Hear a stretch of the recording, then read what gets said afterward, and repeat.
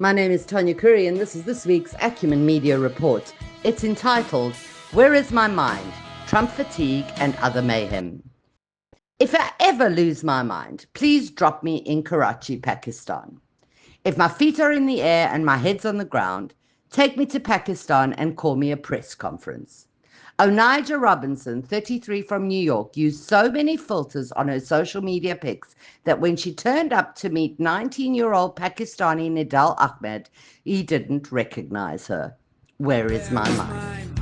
She knocked on Ahmed's door and his mom refused to let her in because of her age and, frankly, because no one recognized her. No trouble to Onijah, she pitched a tent in the family's front yard and somehow gained notoriety on Pakistani social media when she started calling press conference. I don't live here, I'm chilling.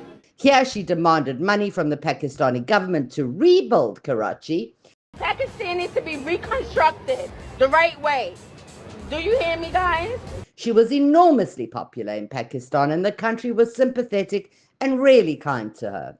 She even had several other marriage proposals, though she remained focused on Nidal. Finally, after weeks of refusing to leave, Onijah, through her son Jeremiah, is safely back where she belongs with the other crazies in America.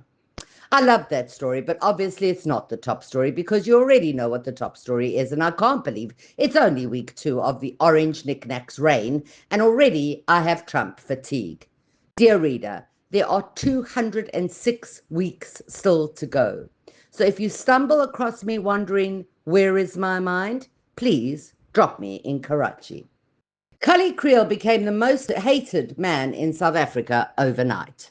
The head of AfriForum lied to the USA, citing that there is a white farmer genocide and that the government wants to take all the white South African farmlands.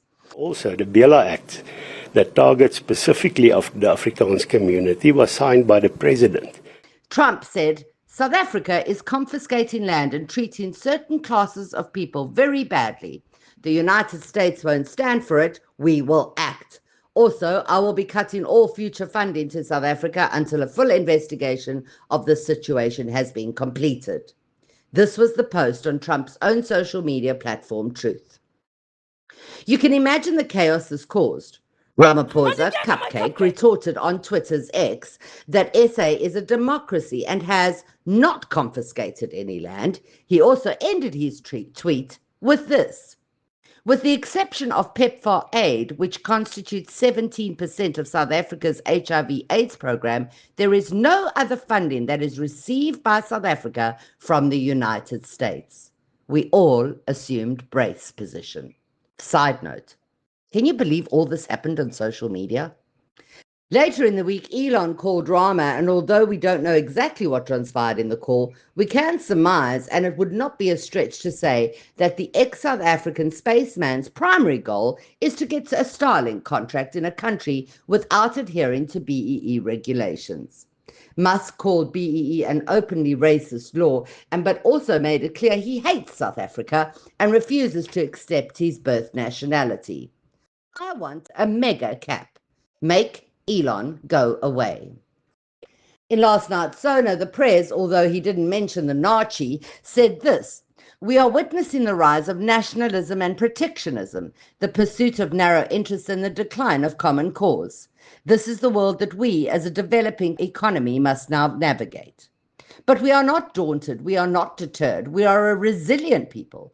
We will not be bullied, we will stand together as a united nation, and we will speak with one voice in defense of our national interests, our sovereignty, and our constitutional democracy.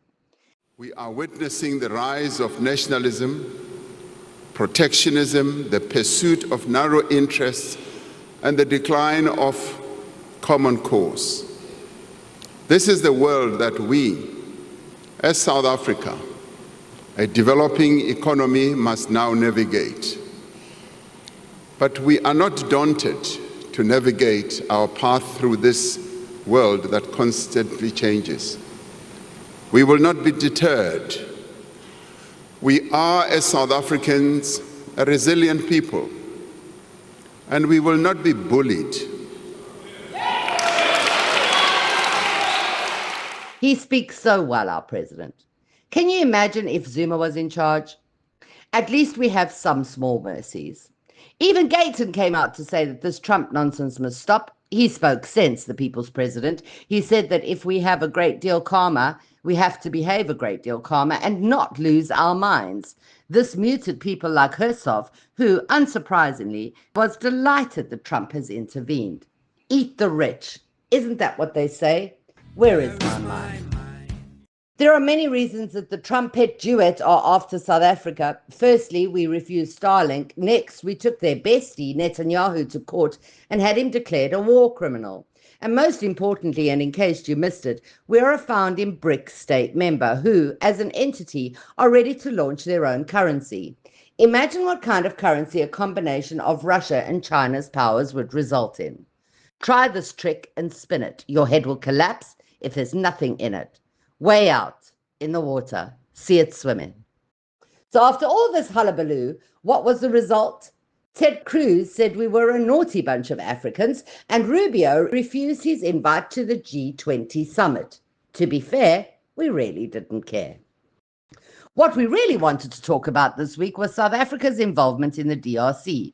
A unilateral ceasefire was declared. Our boys are still stuck there, and their bodies, the bodies of our dead, are still on foreign soil. We watched Ansley Motshekga sit next to General Bantu Holomisa in a brief meeting of Parliament.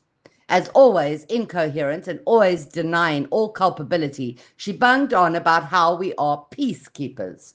There is not a single South African that believes that's true, Angie.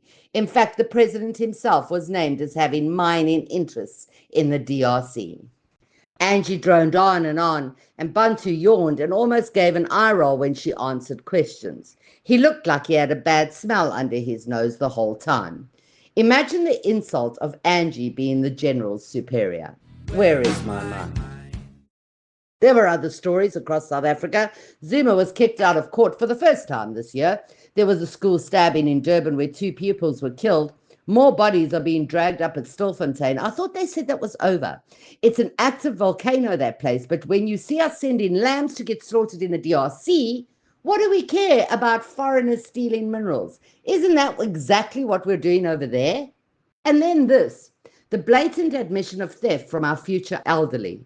SARS came out to announce that they had earned 12 billion rand from the early retirement two-part system. Now you understand why that was a thing. Gross, eh? Try that trick and spin it. It seems I'm going to be writing about Trump or Zuma for the rest of my life. Please send chocolate. Deep breath as we dive into Trumpistan. Ah, the sweet irony. While Trump was barking at South Africa, he also did this. He confiscated land he didn't own and is treating certain classes of people very badly.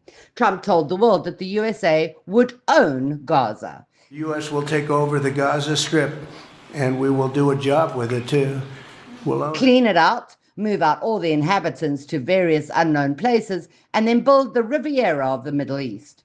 Let me break that down for you in plain English that even Angie can understand. There is gas off the coast of Gaza, lots of it. Way out in the water. See it swimming? This is not news to most of you. I endured Trump's first guest to the White House, war criminal Satan Yahoo, with a triumphant smirk on his face. Well, you probably would too if Trump pulled a chair out for you to sit on and then tucked you in nicely with your feet under the table. A welcome home. Trump basically endorsed and committed to ethnic cleansing and forced displacement of all Palestinians. When a journalist shouted out, "It's their home, sir," he just ignored her and told us what a terrible place it was to live and that Palestinians are living a terrible life. It would be my hope that we could do something really nice, really good, where they wouldn't want to return. Why would they want to return? The place has been hell. It's been one of the meanest, toughest places on earth. He failed to say that the man next to him was the reason for that and that America armed that war criminal. Trump also made it clear that, if necessary, there would be American boots on the ground. As far as Gaza is concerned, we'll do what is necessary. If it's necessary, we'll do that. Journalists scrambled to get comment from all key senators and personnel. It is fair to say that they all have their feet in the air and their heads on the ground. They're all upside down. This all happened in the same week where Elon froze all government funding of aid from the USA. The US lost its mind as Musk snooping around in some of the world's most sensitive information. To be fair to Musk, though, he did uncover some horror shows. Did you know that the USA were funding the production of Sesame Street in Iraq? Yes, you read that or heard that right.